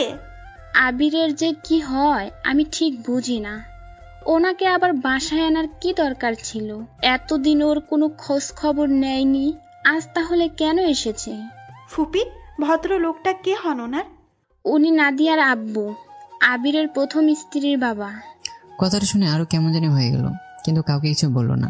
ফ্রেশ হয়ে অনুর খেলার রুমে গেলাম। দেখলাম অনু খেলছে। আমাকে দেখে বলল, এখন আমার সাথে খেলো আব্বু? না মামনি, এখন তো খেলা যাবে না, বাসাতে মেহমান এসেছে। মেহমান? সে আমার কে হয়? তোমার আরেকটা নানু ভাই। তাই? হ্যাঁ, এখন চলো তার সাথে দেখা করে আসি। আচ্ছা চলো। অনুকে নিয়ে গেস্ট রুমে গেলাম। দেখলাম আব্বু মাত্রই ওয়াশরুম থেকে বের হয়েছে। অনুকে দেখে বলল, আবির, এই পরীর মতো মেয়েটাকে? আব্বু, ও হচ্ছে অনু, আপনার নাতি। অনু আব্বুর সামনে গিয়ে বলল, তুমি নাকি আমার নানা ভাই? হ্যাঁ, কেন? আমাকে পছন্দ হয়নি? হয়েছে, কিন্তু আমার চকলেট কোথায়? ইস, ভুলে গেছি। পরের বার ঠিকই নিয়ে আসবো। পরের বার চকলেট নিয়ে না আসলে কিন্তু তোমার সাথে কথা নেই। আচ্ছা। এখন খেতে আসেন আব্বু, পরে অনুর সাথে কথা বললেন। নানা ভাই, তাড়াতাড়ি চলো, আমার খুব ক্ষুধা লেগেছে। আচ্ছা চলো নানা ভাই।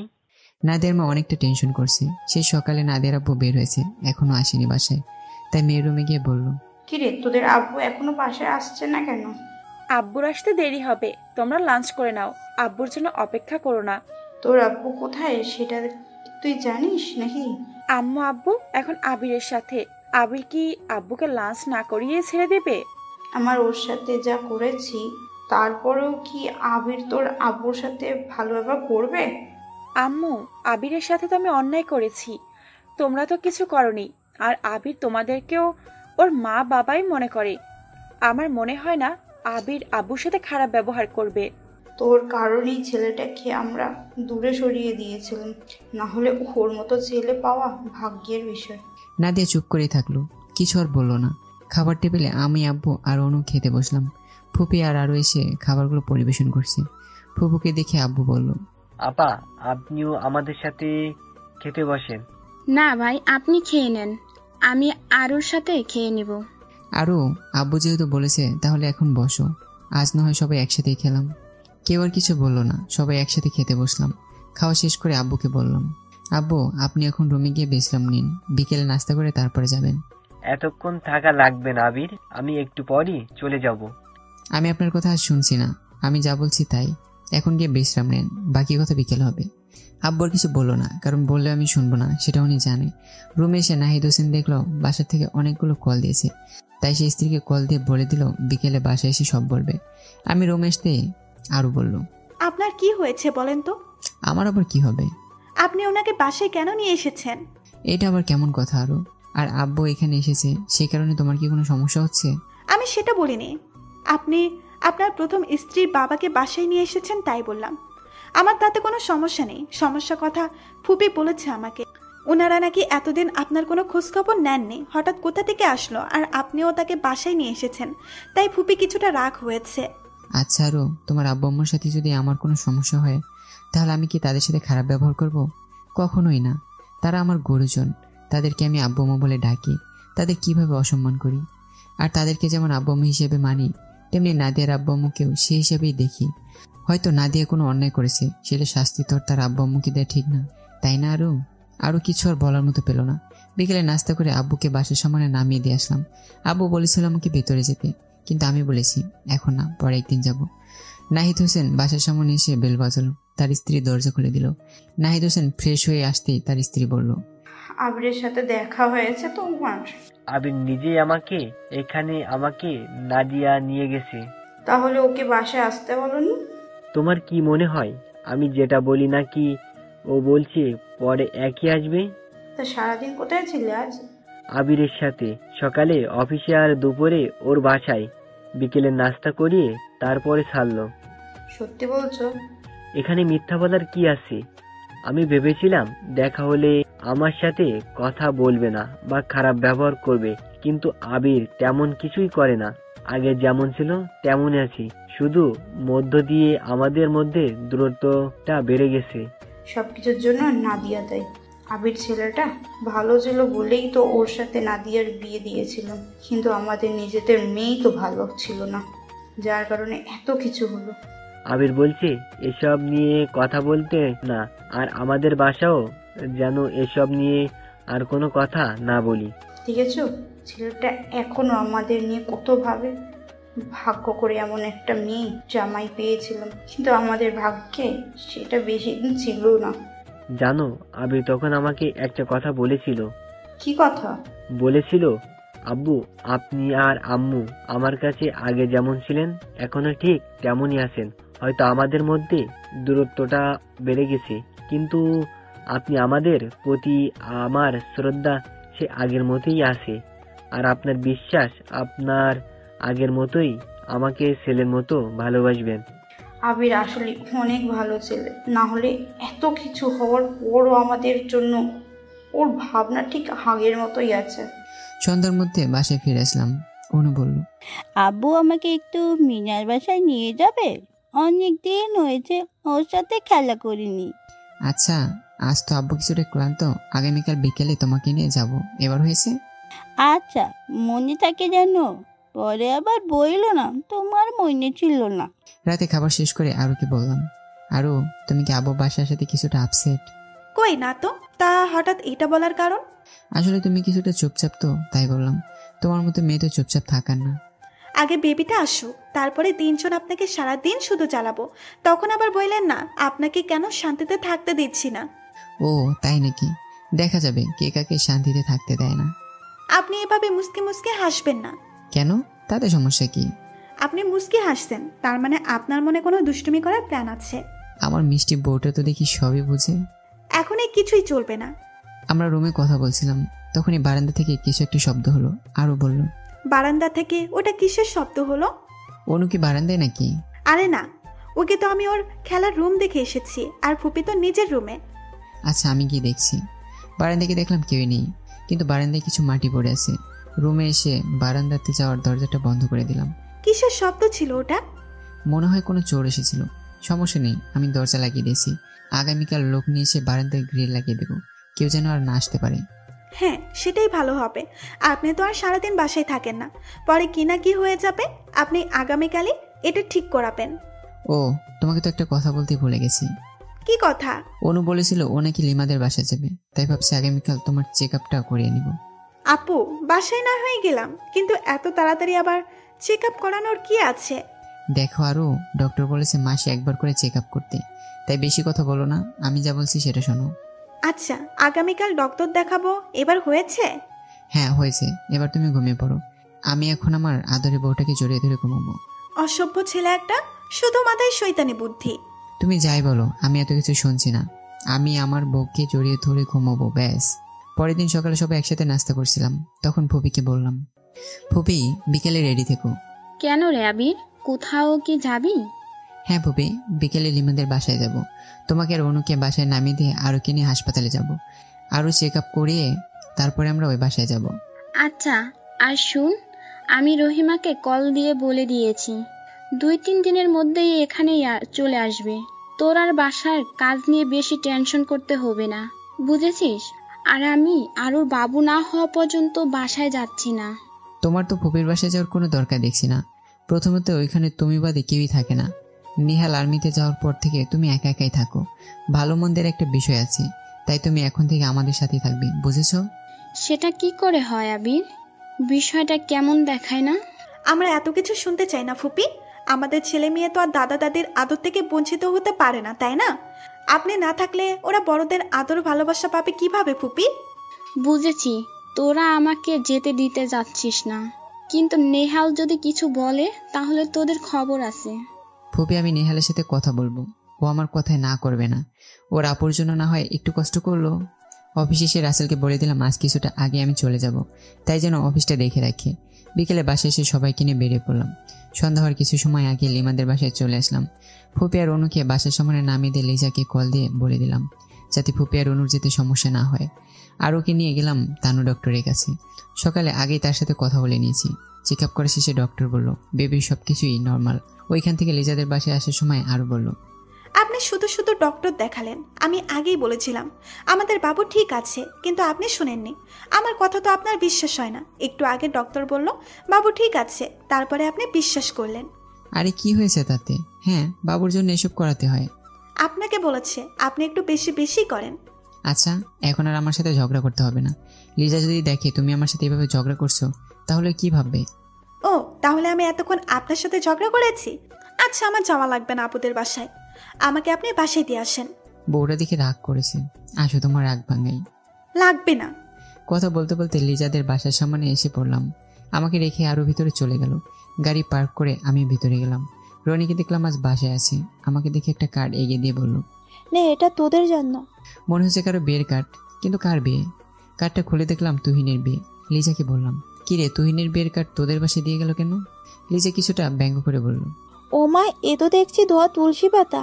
কারণটা তুই মনে হয় জানিস না? আমি কিভাবে জানবো? এখন কথা আটকে যাচ্ছে কেন? ভার্সিটিতে তানিয়াকে রিজেক্ট করে দিয়েছিলি, তাহলে এখন ভাবলি কিভাবে তোর বাসায় গিয়ে এটা দিয়ে আসবে? তানিয়া তোর কথা মনে রেখেছে বলে আমাদের বলেছে যেন তোকে দিয়ে দেই। কিছু না বলে চুপ করে আছি। আসলে তানিয়া মেয়েটা খুবই ভালো। আমি ওকে পছন্দ না করা সত্ত্বেও আমাকে সবকিছুতে হেল্প করতো।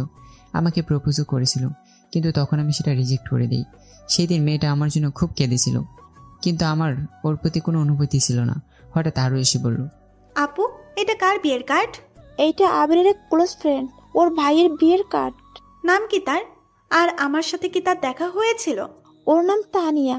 তুমি ওর সাথে এখনো পরিচিত হওনি? আমাদের ক্লাসমেট ছিল, কিন্তু আবিরের কারণে সব নষ্ট হয়ে গেছে। কেন আপু, কি হয়েছে? আরও তোমার এসব জানতে হবে না। আর লিজা, তুই এসব কি শুরু করলি? কেন রে, এখন বলতে সমস্যা কোথায়? মেয়েটাকে যখন কাঁদিয়েছিস তখন মনে ছিল না? ভাইয়া, উনি কাকে কাঁদিয়েছেন? কাকে আবার? আমাদের ফ্রেন্ড তানিয়াকে। কেন, কি হয়েছিল? এই যে বিয়ের কার্ডটা দেখছো, এটা তানিয়ার ছোট ভাই তুহিনের বিয়ের কার্ড। আর তানিয়া হচ্ছে আমাদের ক্লাসমেট। আমরা যখন ভার্সিটিতে পড়তাম তখন আবিরকে তানিয়া পছন্দ করত। শুধু পছন্দ না, ভালোবাসতো। তাই একদিন সবার সামনে তানিয়া আবিরকে ওর মনের কথা বলে দেয়, কিন্তু আবির সেই দিন সবার সামনে তানিয়াকে না করে দেয়। তানিয়া সেই দিন এইখানে দাঁড়িয়ে অনেক কান্না করেছিল। তানিয়ার আমার কান্না দেখে আমার অনেক কান্না পেয়েছিল, কিন্তু আবির নিজে কথাও একটু নড়চড় হয়নি। না বলেছে তো নাই, সেটা আর হ্যাঁ হয়নি। তারপর থেকে তানিয়া ভার্সিটিতে আসা কমিয়ে দেয়।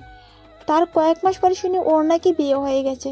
পরে আমাদের সাথে আর ওর দেখা হয়নি। কিছুদিন আগে আমাকে ফোন দিয়ে আমাদের বাসার ঠিকানা দিয়ে আমাকে 2টা কার্ড দিয়ে যায়, একটা আমাদের জন্য আর একটা আবিরের জন্য। আমি যখন বলি আবিরের কার্ডটা তুই আবিরকে নিজে দিয়ে, তখন তানিয়া কি বলেছে জানো? আরও আবিরের কাছে যদি যাই তাহলে ও মনে করবে এটা দিয়েছে, ওকে ভালোবাসি বলে। কিন্তু এমনটা না, ওকে ভালোবাসার আগে বন্ধু মানিয়েছিলাম, তাই সে বন্ধুত্বের কারণেই এটা ওকে দেয়া, এর বেশি কিছু না। আরও আমার দিকে তাকিয়ে আছে, কিন্তু আমি কিছু না বলে সেইখান থেকে সরে গেলাম। কারণ আমি জানি আমি কি কারণে সেই দিন তানিয়াকে রিজেক্ট করেছিলাম, সেটা কাউকে আমি বলতে পারবো না। হাসান মনে মনে কিছু একটা ঠিক করেছে, যার কারণে তার আজ এই অবনতি। তার একটা ব্যবস্থা সে করবে, তাও আবার সেটা বিয়ের দিনই, যেটার পরে হয়তো হাসানের হাতে সময় নাও থাকতে পারে। অফিসের কাজ শেষ করে বাসায় আসলেন নাহিদ হোসেন। ফ্রেশ হয়ে আসা মাত্র বসলেন, তখন তার ছোট মেয়ে নাফিসা এসে বলল, আব্বু, তারেক আঙ্কেল এসেছিল, এটা দিয়ে গেছে। কার বিয়ের কার্ড এটা? ওনার ছেলের। আঙ্কেল আমাদের সবাইকে যেতে বলেছে। বিয়ে কবে? এই শুক্রবারে। ও, তাহলে তো বেশি দিন বাকি নেই। তোর আম্মু আর আপুকে বলে দিস আমরা শুক্রবারে বিয়েতে যাচ্ছি। আচ্ছা আব্বু। রাতে লিজাদের বাসায় ডিনার শেষে আমরা বাসায় চলে আসলাম। বারান্দায় দাঁড়িয়ে রিত মানে তানিয়ার স্বামীর কথা ভাবছি। তখনই আরও পাশে এসে বলল, কি ভাবছেন? তেমন কিছু না। তুমি এখনো ঘুমাওনি কেন?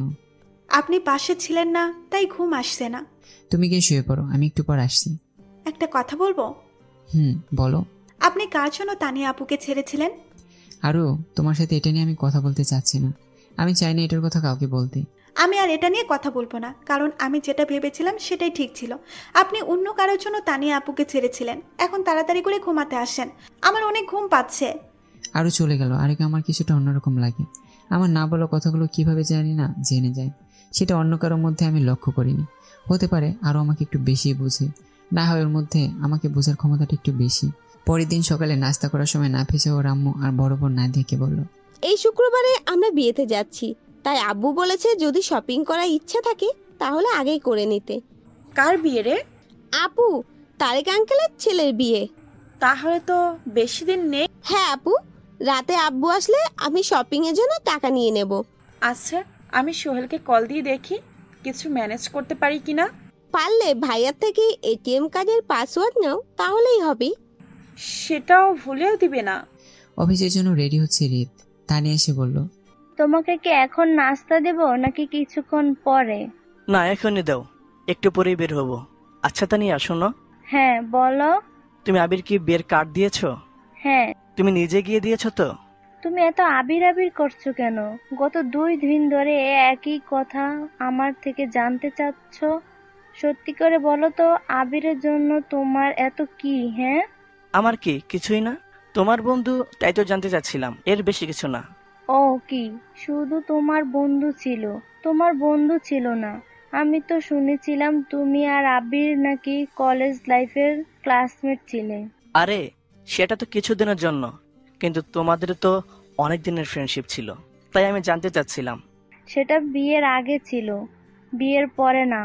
তুমি জোর করছো বলে ওকে বিয়ের কার্ড দিয়েছি, না হলে আমার কোনো ইচ্ছে ছিল না ওই স্বার্থপরকে বিয়েতে ডাকার। এখানে স্বার্থপরের কি আছে? তোমাকে আবিরের পছন্দ না, তাই না বলে দিয়েছে। হ্যাঁ, সেটা একটা ভালো কাজ করেছিল, না হলে তো তোমাকে আর পেতাম না, তাই না? তানিয়া রুম থেকে চলে গেল।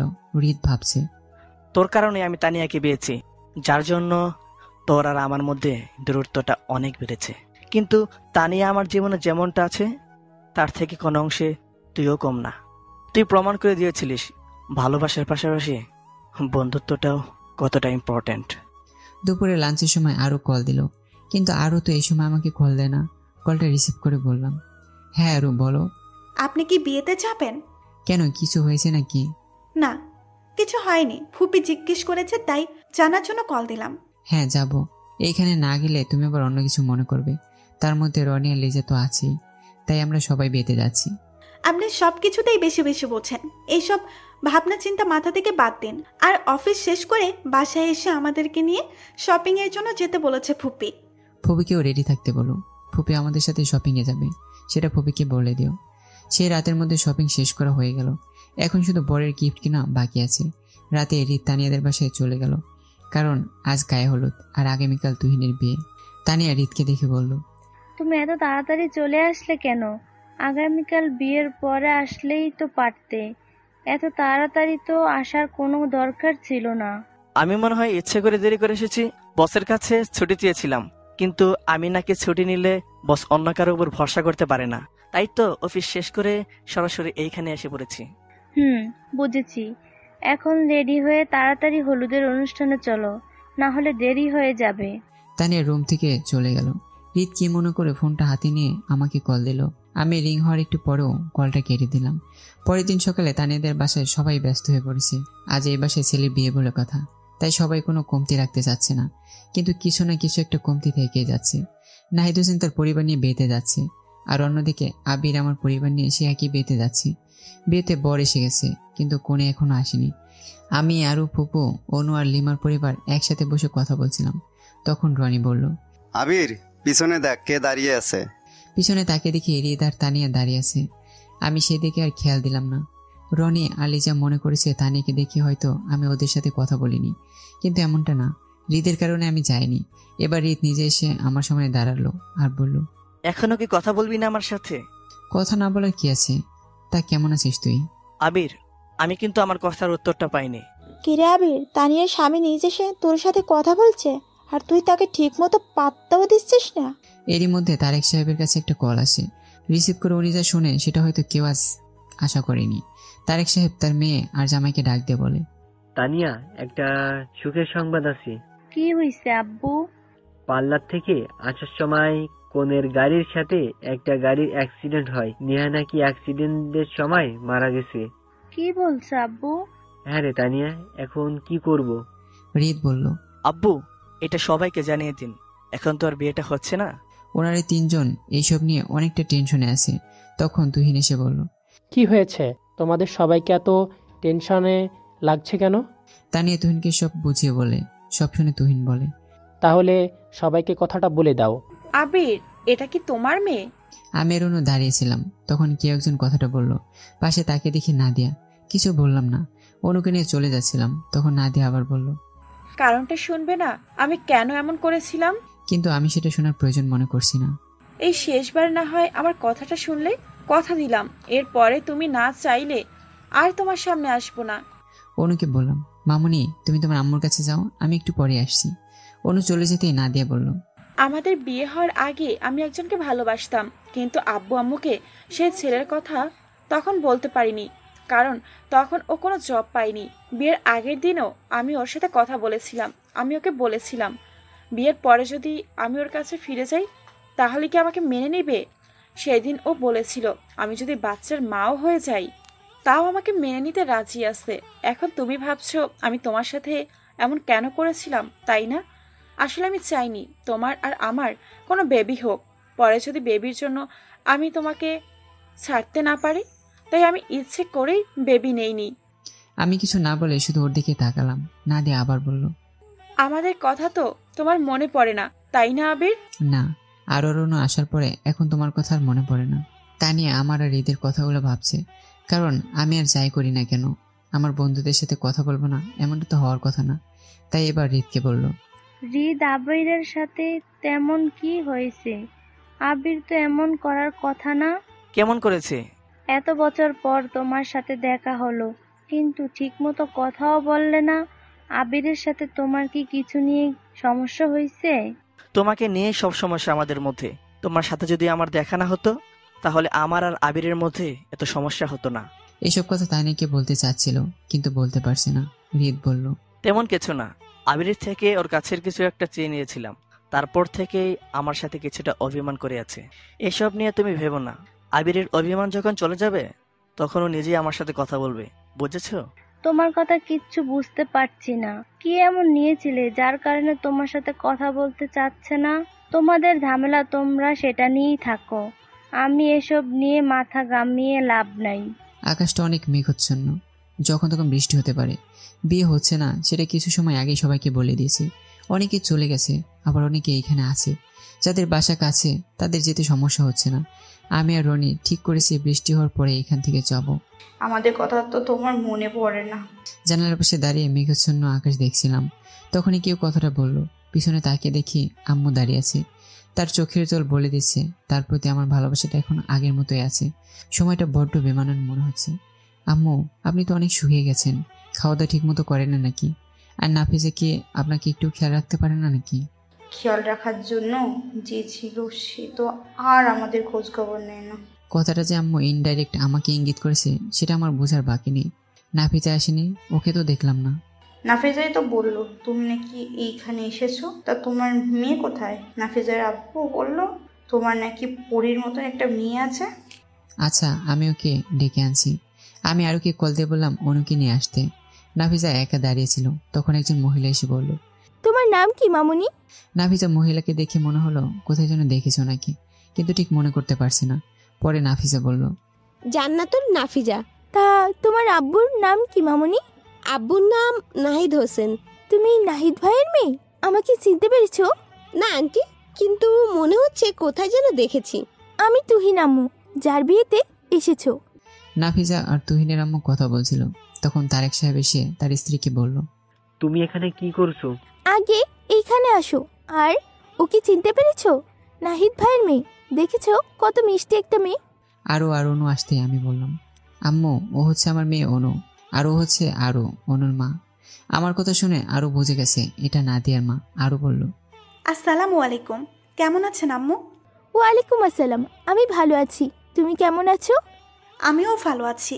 আম্মু আপনি আরও আর অনুর সাথে কথা বলেন, আমি একটু পরে আসছি। আমি চলে আসলাম রনি আর লিজার কাছে। আম্মু অনুকে বলল, তুমি তাহলে সেই পরি যার কথা আমি শুনেছিলাম? আমি পড়ি না, আমি অনু।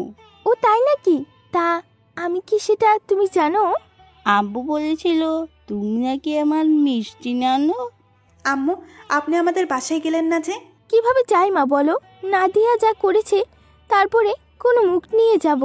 আপনি তো আপনার মেয়ের জামাইয়ের বাসায় যাচ্ছেন না, আপনার ছেলের বাসায় যাবেন। আপনাদের ছেলে কিন্তু আপনার উপর কোনো রাগ বা অভিমান করেননি, তাই আপনাদের যখন মন চাইবে তখন বাসায় এসে দেখা করে যাবেন। তোমাকে একটা কথা বলি। হ্যাঁ আম্মু বলেন। আরুমা, আবিরকে দেখে রেখো, ও অনেক ভালো একটা ছেলে। আবির যতটা ওর কাছের মানুষকে কেয়ার করে সেটা হয়তো অন্য কেউ করে না। আরও কিছু বলল না, শুধু হাসলো। তানিয়ার আম্মু তানিয়াকে এসে বলল, তানিয়া, নাহিদ ভাইয়ের মেয়েকে তুই দেখেছিস? কত মিষ্টি একটা মেয়ে। তুমি কি নাফিজার কথা বলছো?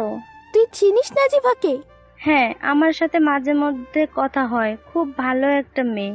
তুহিনের সাথে কিন্তু নাজিভাকে বেশ মানাবে। এসব পরে ভেবো, এখন এই ঝামেলা শেষ করে আগে বাসায় চলো, আমার এখানে আর ভালো লাগছে না। বৃষ্টি হচ্ছে অনেক, কিন্তু বেশিক্ষণ ছিল না। এখন আকাশটা কিছুটা মেঘাচ্ছন্ন। লিজা, আমি আর রনি ঠিক করলাম এখন বাসায় চলে যাব। বৃষ্টি মনে হয় এখন আর হবে না। বাসায় চলে আসার সময় দেখলাম কারোর চোখে আমার জন্য রাগ, আবার কারো চোখে আমার জন্য ভালোবাসা। শুধু একজনের চোখে আমার জন্য জল দেখেছি, সেটা হচ্ছিল রিত। বাসা বারান্দায় দাঁড়িয়ে আছি, বাইরে মুষলধারে বৃষ্টি হচ্ছে। আমি আমার অতীত আর বর্তমানের কথা ভাবছি। কত কি হয়ে গেল, জীবনের কতটা পরিবর্তন এসেছে। আরও আর অনু যদি লাইফে না আসতো তাহলে আমার কি হতো, এসব আমাকে ভাবাচ্ছিল। যেটা চলে গেছে সেটা নিয়ে ভেবে মন খারাপ করে কি হবে, তার থেকে ভালো যা এখন আপনার কাছে আসছি সেটা নিয়ে ভাবেন, দেখবেন অতীতটা তেমন আরো বেশি ভাবাবে না। হঠাৎ আরুর কথাতে চমকে গেলাম।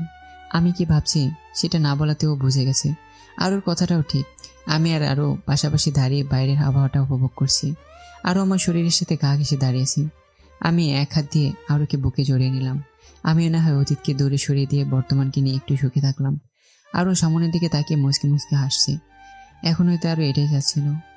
আশা করি আপনারা গল্পের মানেটা বুঝে গেছেন হয়তো, তাই গল্পটা এখানেই শেষ করে দিলাম। সবাই ভালো থাকবেন। ধন্যবাদ সবাইকে। আল্লাহ হাফিজ। দেখা হচ্ছে পরের গল্পে।